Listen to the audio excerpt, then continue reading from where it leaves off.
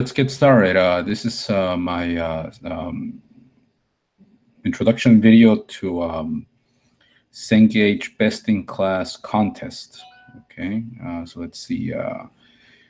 Okay, well, what I first wanted to do is explain my method here. Okay, so what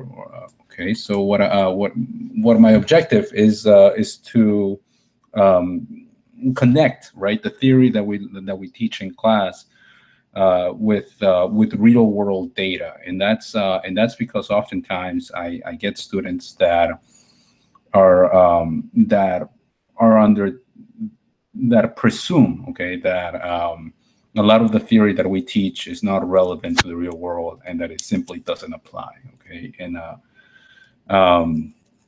in a nutshell, that's the impression that I get at the beginning of almost every semester.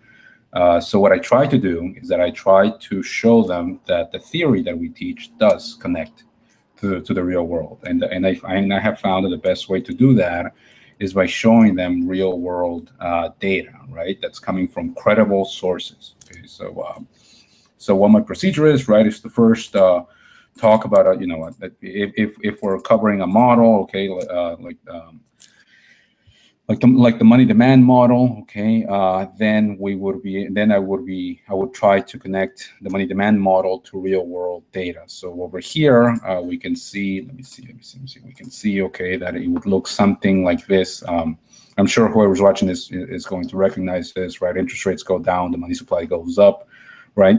But the model is usually what's shown, right? Real world data is not shown. So this would be a very good example of textbook theory, right? That's not accompanied by real world data. So then after talking about the model, my procedure would then be to go on and show them real world data, right? So we can go to Fred, and we can see here, right, that the Federal Reserve Bank of St. Louis, right, they have a lot of economic data available for free that anyone can access, where you can put together these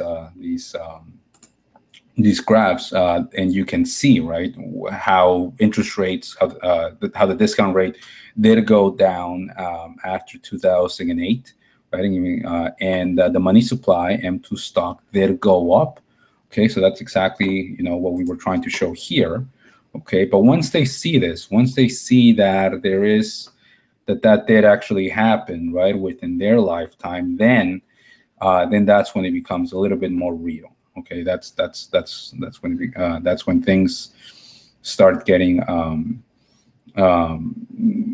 little bit more credible, and that's when I find that a lot of students then pay a lot more attention to the model, right, because they know that it can be applied to the real world.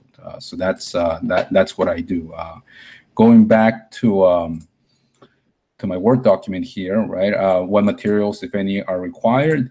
Well, the discount rate in the M2 money supply, right? The theory that's often, that's often noted, right, in textbooks, right? Would be used as a reference.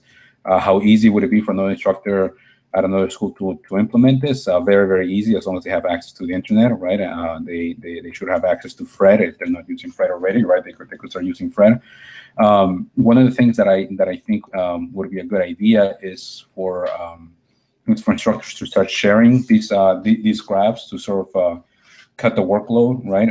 Instead of us having to make these graphs available. But I think Fred does a pretty good job at putting up most popular graphs out there on their website for people to see without having to construct them themselves.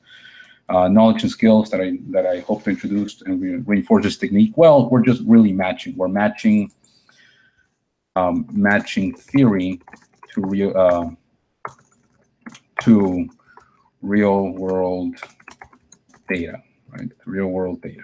Okay, using Fred, right? So then, as a result of that, they can go and they can use the model to explain what should happen, and they can look at real world data and they can see, well, yeah, that's what happened, right? And then from there they can draw up their own conclusion, right? Now going forward, we are going into a world of a much higher discount rates, right? So So that's going to be very interesting to see what happens next.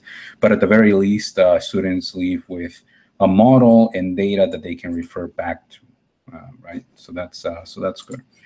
So anyways, that's what I have for you guys today. I hope I've been clear in my discussion. So just as a general overview, right, what my procedure, right, is to connect monetary theory and real world data. Okay, and real world data.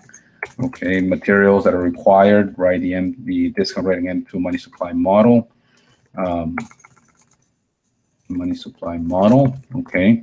How easy is it? Well, it's as easy as going online and going to Fred, right, and showing students. If other instructors have a projector in their classroom, then that's even better, right? And how would this reinforce, right, their knowledge? Well, it would match the theory to real world data. Yep. That's what it would do. Okay, so this is my introduction to for Cengage Learning's Best in Class contest. Thank you.